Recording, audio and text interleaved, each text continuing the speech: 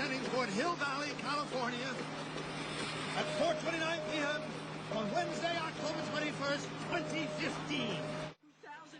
And of course, that is today, the day Marty McFly and Doc Brown travel from 1985 to our time and Back to the Future, too. It's been dubbed Back to the Future Day. And to celebrate, we're talking about our favorite predictions about 2015 from the movie, many of which actually exist today. John McCulley from Moxley Carmichael joining us this afternoon. Thanks for being here. Thanks so much for having me. This is such a fun topic to talk about, where we thought we would be and where we actually are. Sure, there's a whole bunch of stuff in the movie that didn't make it, but there's some really cool stuff that has made it, and they were pretty close on a lot of really cool inventions. So I'm excited that it's a kind of a nerdy day. It's a nerdy day for sure. We got many of those coming up with Star Wars too.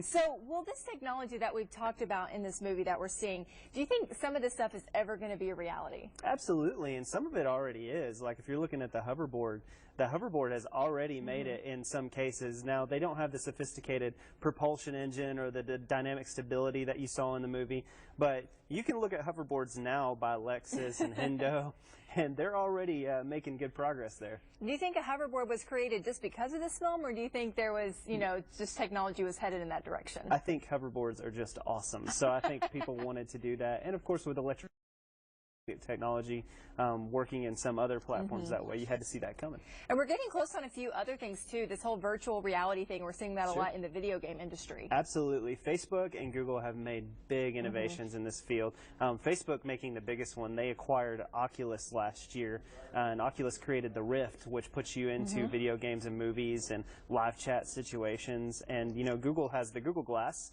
device where you can see augmented reality.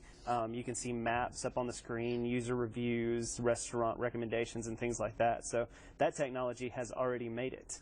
And we also have drones. That's probably the most widely used thing by your normal everyday person, and those are really exploding right now. And everybody thought that was going to be the one that was furthest behind, but it's the one that has the biggest innovations right now, because drones have been around for a while, several years now, and now you're seeing them get very cool fuel-efficient propulsion systems, high-res cameras. They go further, faster. They're more durable. They're so light now. So I mean, they're pretty much indestructible in some cases. It's incredible the types of video and pictures people can get on these drones. It's really opened up a whole new world. Absolutely, and you're going to see a lot of innovations in cartography and regional exploration with drones here in the near future.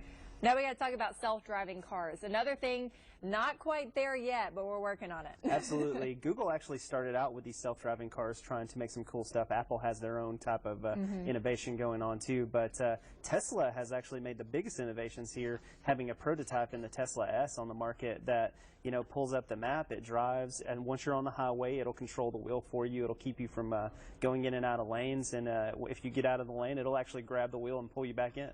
So some of it's still a little kind of scary. It scares me to death to think about a car taking the wheel from me, but I'm still super excited for the day when it drives me where I'm going. It'll make life easier, definitely, but still a little crazy. We've already talked about hoverboards. I think this is one of those things.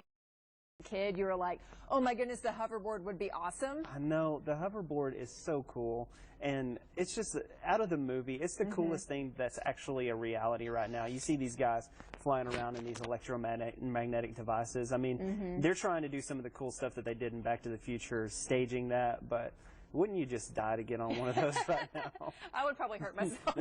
I would too, but I'd do it all day long. I would definitely not stay upright. I would totally skin up my knees. And The Lexus one is really cool. They've got some pretty cool dynamic stability stuff on it that keeps you from doing that. So hopefully it'll get better and cheaper.